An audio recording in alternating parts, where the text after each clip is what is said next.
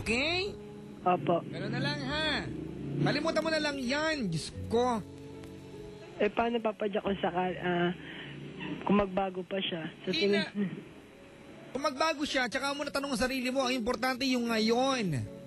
Diba? Kung magbago siya, tsaka mo na tanong sarili mo. Diba? Importante yung ngayon. Lahat na nga po. Hoy! 2011 ngayon, baka gusto mo regaluhan sarili mo ng pagbabago. Konting gaan-gaan sa pakiramdam. Lahat Yung nga po taong yan, nakakabigat sa buhay mo, di ba? Opo. Bakit mo hayaan na andyan siya? Hindi lahat ng taong mahal natin, mga kasama natin. May mga tao na kahit mahal natin, we have to give them up. Kailangan pakawalan natin sila. Alright? Opo. Tricycle. Dumating na si kuya. Buksan ang gate. Sige. Kung nakikinig siya, anong gusto mong sabihin sa kanya? Magpaalam ka na ha. Opo. Alright, mag-goodbye ka na. Ano nga ba yung formula natin? Di mo nagbago yan eh. Say sorry. Say thank you. Say goodbye. Mag-sorry ka sa mga pagkakataong ininis mo siya, ginalit mo siya. Diba? Mag-thank you ka sa lahat ng mga bagay na naituro niya sa'yo at magbabay ka na sa kanya. Opo. Alright? Opo. Sige, go ahead.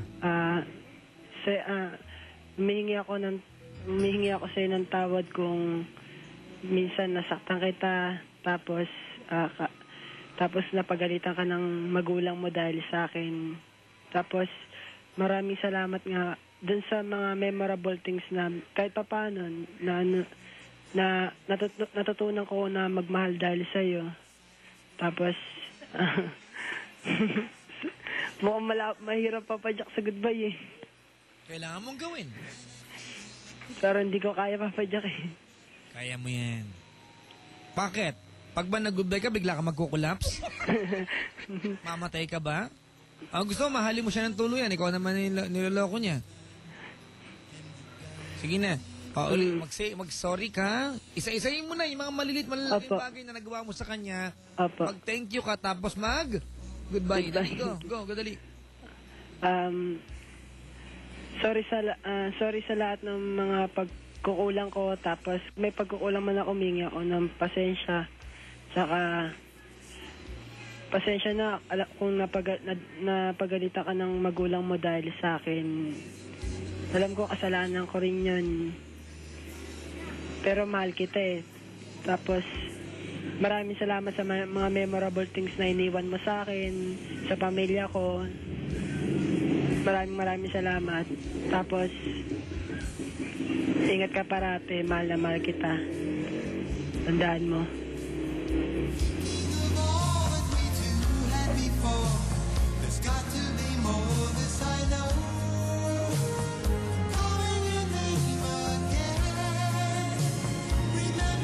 Yan. Maayos na ha. Opo. Huwag kang mag-alala. Hindi siya ang mundo mo. Kasi ganyan tayo pag nagmamahal tayo, di ba? Akala mo siya yung mundo mo, di ba? Opo. King, Po. maliit lang siyang bahagi ng napakalaking mundo mo. Tandaan mo yan.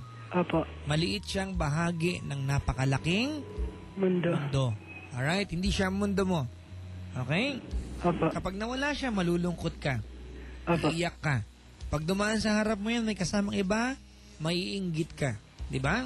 Opo. Pero kung ang kaya lang niyang gawin sa buhay mo ay saktan ka, anong pagkakaiba nun kung may kasama siyang iba? Masakit din yung parehas. At least, kung maghihiwalay kayo, magkakaroon ka ng pagkakataon na makatagpo ng pwedeng mas magmamahal pa sa'yo. Opo. Alright? Salamat po. Salamat sa pagtawag. Alright. Mga kaibigan, si King, hay nako talaga naman. Oo, nakaka-athar. Sobra. Dami nag-text o naiinis. Basahin natin yung mga text, ha?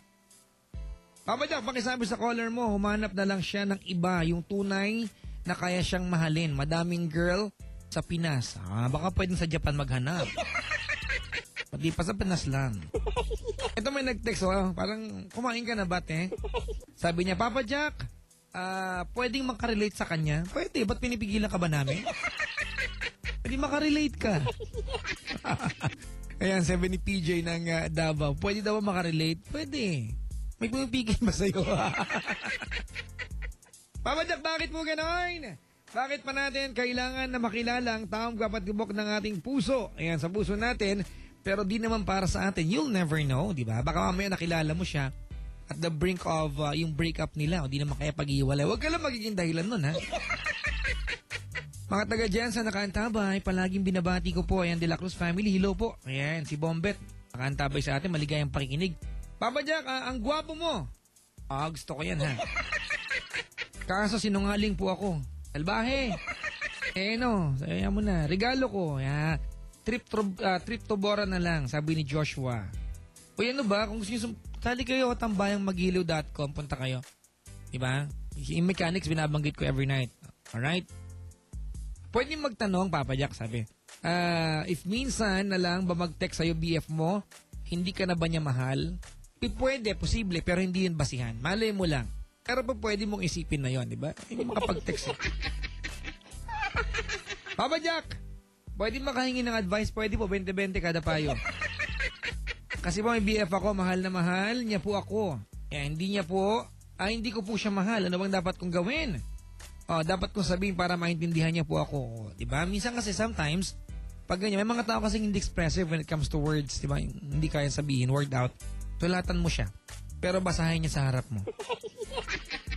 Di kaya, ganito minsan may mga tao kasi hindi ma-compose yung idea ng tama.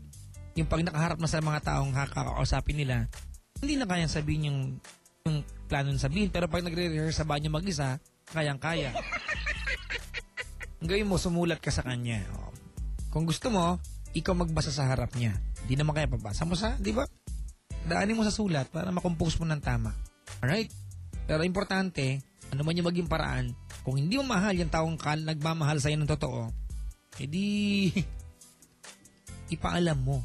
Diba? Papa Jack, ipagbagong buhay mo na yung caller mo, 2011 na. O nga naman, mga kaibigan, January 3, 2011. Papa Jack, there's a room for a change. Nax. Maka-English. Nag-ulam ng bacon.